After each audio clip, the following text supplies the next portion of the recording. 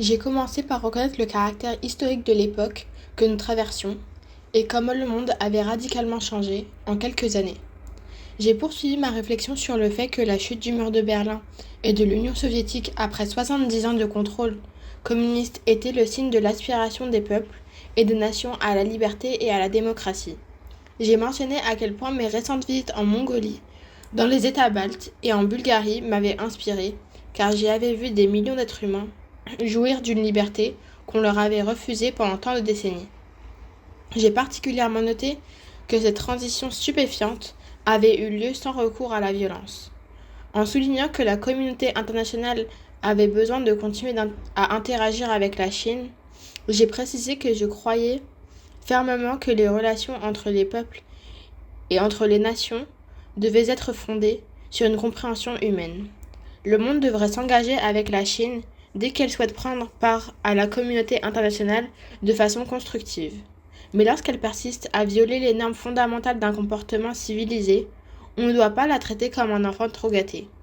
La Chine doit rendre compte de ses actes comme un membre responsable de la communauté internationale. En ce qui concerne la tentative de négociation en cours avec la Chine, j'ai observé qu'à l'intérieur du Tibet, le refus du gouvernement chinois de répondre à mes efforts pour engager des négociations avait accru l'irritation de nombreux Tibétains vis-à-vis de la voie non violente qui était la nôtre, surtout parmi les jeunes. Les tensions augmentaient, tandis que la Chine encourageait une agression démographique au Tibet, menaçant de réduire les Tibétains à une minorité de second rang dans leur propre pays. Dans cette situation explosive, la possibilité d'un déchaînement de violence m'angoissait profondément. J'ai affirmé que je voulais faire tout ce qui était en mon pouvoir pour l'éviter. Ensuite, j'ai exprimé le souhait de pouvoir me rendre au Tibet pour communiquer directement avec mon peuple et leur demander de ne pas abandonner la non-violence. Mon séjour offrirait aux principaux dirigeants chinois la possibilité de comprendre les véritables sentiments du peuple tibétain. En septembre 1991, n'ayant reçu aucune réponse constructive de Pékin, tant sur mon plan de paix en 5 points que sur la proposition de Strasbourg qui en découlait, j'ai déclaré que je ne me considérais plus lié par ces derniers. J'ai néanmoins souligné que nous étions déterminés à communiquer sur la voie de la négociation. Bien sûr, nous avons poursuivi nos efforts pour conserver des canaux de communication ouverts avec les Chinois. En décembre 1991, quand Li Peng, le premier ministre chinois, s'est rendu à New Delhi, j'ai cherché en vain à le rencontrer. En juin 1992, mon frère Gallo Tondu s'est entretenu avec Deng Guangen, un membre du Politburo porteur d'un message du gouvernement chinois proposant une reprise du dialogue à condition que je renonce publiquement à l'idée d'indépendance tibétaine. C'était étrange parce que j'avais déjà déclaré à plusieurs reprises et sans équivoque que nous acceptions de renoncer à notre demande d'indépendance dans le cadre d'un accord négocié. Toujours est-il que le 11 septembre 1992, j'ai écrit une lettre officielle adressée à Deng Xiaoping, le chef suprême, et à Jiang Zemin, le secrétaire général du parti, où j'ai exprimé mon ouverture au dialogue et où j'incluais, pour situer les choses dans un contexte plus vaste, une note résumant l'historique de nos conversations depuis 1951 jusque-là.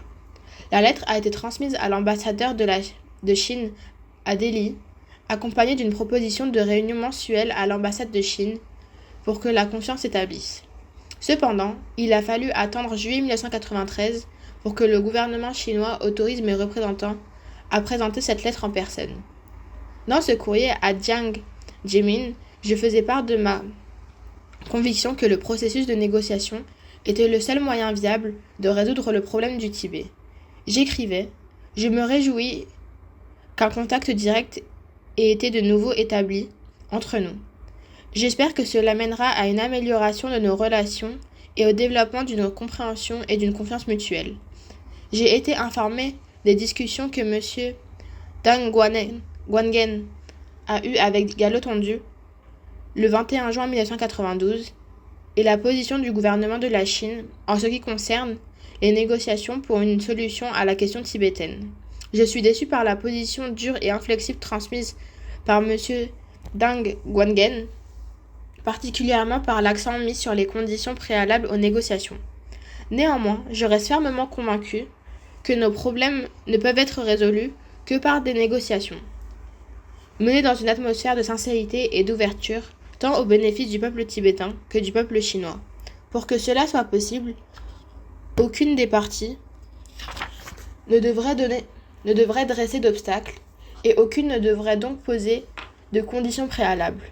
Pour que des négociations significatives puissent avoir lieu, l'existence d'une confiance mutuelle est essentielle. Dès lors, afin de créer cette confiance, je crois qu'il est important que les dirigeants et le peuple chinois soient au fait des actions que j'ai menées jusqu'à présent. Mes 3 représentants sont porteurs d'une lettre de moi, accompagnée d'une note détaillée présentant mes vues et les efforts que j'ai accomplis des années durant afin de promouvoir des négociations pour le plus grand intérêt des peuples tibétains et chinois. Mes représentants répondront à toute question et discuteront de tout point que vous voudriez soulever. J'espère qu'à présent, la reprise de ces discussions, nous trouverons un chemin qui nous mènera aux négociations. Pour ma part, j'ai avancé beaucoup d'idées pour résoudre notre problème. Je crois qu'il est à présent temps que le gouvernement chinois fasse une proposition véritablement significative si vous souhaitez que le Tibet et la Chine vivent en paix ensemble. J'espère donc sincèrement que vous répondrez dans un esprit d'ouverture et d'amitié.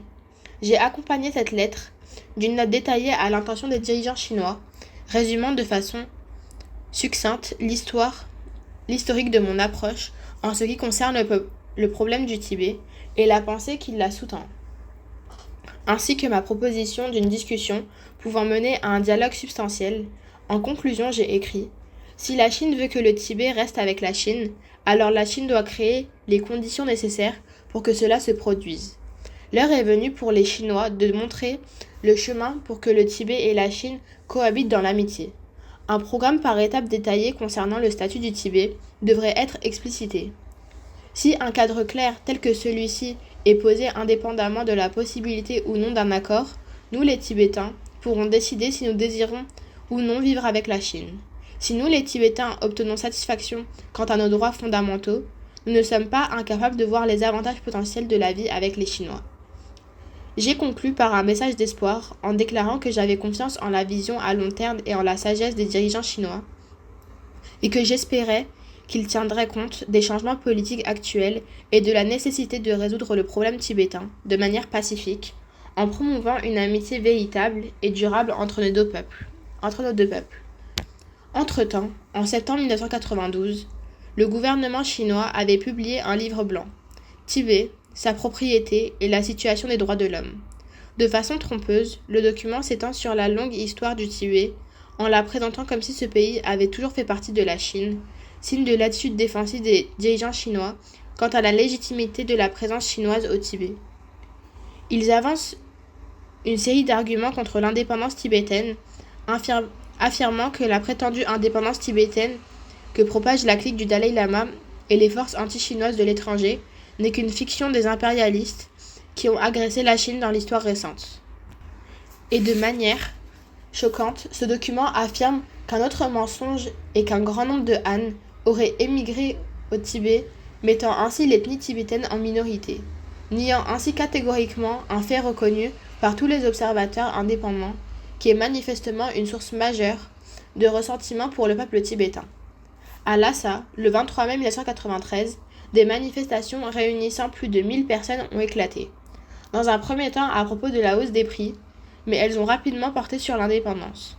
L'une des causes était de route évidente, le flux croissant d'immigrés chinois à Lhasa. En 1994, quand le comité central du parti a organisé le 3e forum sur le travail au Tibet, une nouvelle série de politiques répressives a été imposée. Elle comprenait, entre autres, une augmentation des budgets des mécanismes de contrôle sécuritaire et une nouvelle attaque au vitriol à mon égard. Par exemple, une de leurs déclarations officielles alléguait que bien que parfois le Dalai Lama parle doucement et dise de belles choses pour leurrer les masses, il n'a jamais cessé ses activités séparatistes. Plus loin, elle affirmait que le cœur du combat de notre région contre le sécessionnisme et la lutte contre la clique du Dalai Lama. Comme dit le proverbe, pour tuer un serpent, il faut d'abord lui couper la tête. Ce même document enjoignait à la communauté monastique tibétaine au Tibet de renoncer au Dalai Lama. Il spécifiait que nous devons fermement empêcher la clique du Dalai Lama d'influencer les lamas et les nonnes au Tibet, de quelque façon que soit. La publication de cette déclaration s'est accompagnée d'une interdiction totale des photos ou des portraits de moi, tant dans l'espace public que dans les foyers des gens au Tibet. Dans les faits, une forme d'endoctrinement idéologique qu'on n'avait plus revue depuis la révolution culturelle, surtout en matière d'éducation, a été imposée au Tibet. La direction du parti à Lhasa a déclaré « L'éducation ethnique ne peut pas être considérée comme étant réussie si elle maintient la vieille culture et les anciennes traditions. L'essence du travail éducatif est de cultiver des bâtisseurs et des successeurs qualifiés pour la cause socialiste, et c'est l'unique mission de l'éducation ethnique. » Des déclarations officielles comme celle-ci et les politiques répressives sur le terrain à l'encontre de l'identité, de la culture et des traditions tibétaines, ainsi que l'évolution démographique à grande échelle qui est en cours sur le plateau tibétain, me causaient une grande inquiétude et m'ont amené à qualifier ce qui se passait au Tibet de forme de génocide culturel volontaire ou involontaire.